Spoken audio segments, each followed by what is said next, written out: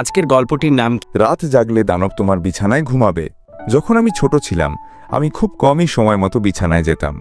এ নিয়ে আমার বাবা অনেক চিন্তিত ছিলেন এবং একদিন আমার দাদাকে বললেন যে আমি রাতে ঘুমাতে যেতে চাই না, আর এজন্যে বাসায় ঝামেলা হয়।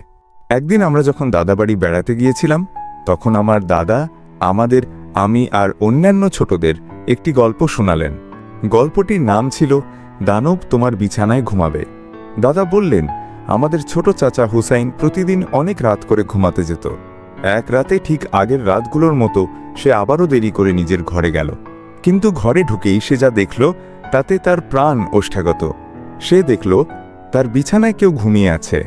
সেই দানবটি ছিল টাকমাথা, চেহারা ভয়ঙ্কর, মাঝখানে একটি বিশাল চোখ, মোটা লোমে ঢাকা বড় বড় কান, আর ছিল 3টি হাত, প্রতিটিতে 7টি করে আঙুল, আর সেগুলোর নখ ছিল অনেক লম্বা আর নোংরা। আরও ভয়ঙ্কর বিষয় ছিল তার মুখে মাত্র 2টি ধারালো দাঁত, আর মুখে এমন এক দুর্গন্ধ যেটা দূর থেকেই টের পাওয়া যায়। সে তখন চিৎকার করে কেঁদে উঠল, দানব আমার ঘরে, সে আমাকে নিতে এসেছে। সে দৌড়ে দাদা দাদির ঘরে গিয়ে সব বলল। দাদি বললেন, আজ রাতে আমাদের সঙ্গে থাকো, কাল দেখা যাবে ব্যাপারটা কি। পরদিন দাদা বললেন, হ্যাঁ, দানবই তো তোমার বিছানায় ঘুমাচ্ছিল। তুমি যদি আমাদের কথা না শোনো আর রাতে দেরি করে ঘুমাতে যাও তাহলে দানব তোমার বিছানায় আসবে। শুধু তাই নয়, তুমি খারাপ কাজ করলে তখনও সে আসবে। কিন্তু চাচা হুসাইন এসব বিশ্বাস করল না। পরদিন রাতেও সে দেরি করে ঘুমাতে গেল।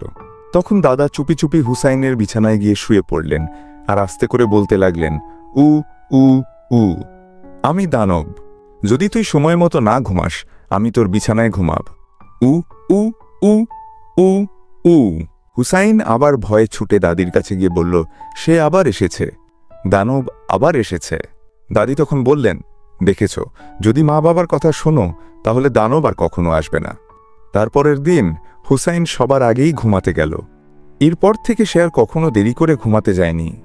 আমিও তখন থেকে সময় মতো ঘুমাতে শিখে গেলাম, কারণ আমি চাইনি সেই দানব আমার বিছানায় ঘুমাক। গল্পটি সৌদি আরবের একটি লোককথা। গল্পটিতে শিশুদের সময় মতো ঘুমানোর কথা বলা হয়েছে, যা তাদের সুস্বাস্থ্যের জন্য জরুরি। শিশুদের মধ্যে নিয়মনিষ্ঠা ও বাধ্যতা তৈরি করতে পারে। শিশুদের সময় মতো ঘুমানো, বড়দের কথা শোনা এবং খারাপ কাজ থেকে দূরে থাকা উচিত। ভিডিওটি ভালো লাগলে এডুকেশন বাংলা চ্যানেলটি সাবস্ক্রাইব করুন। নিয়মিত ভিডিও পেতে বেল বাটনটি ক্লিক করুন।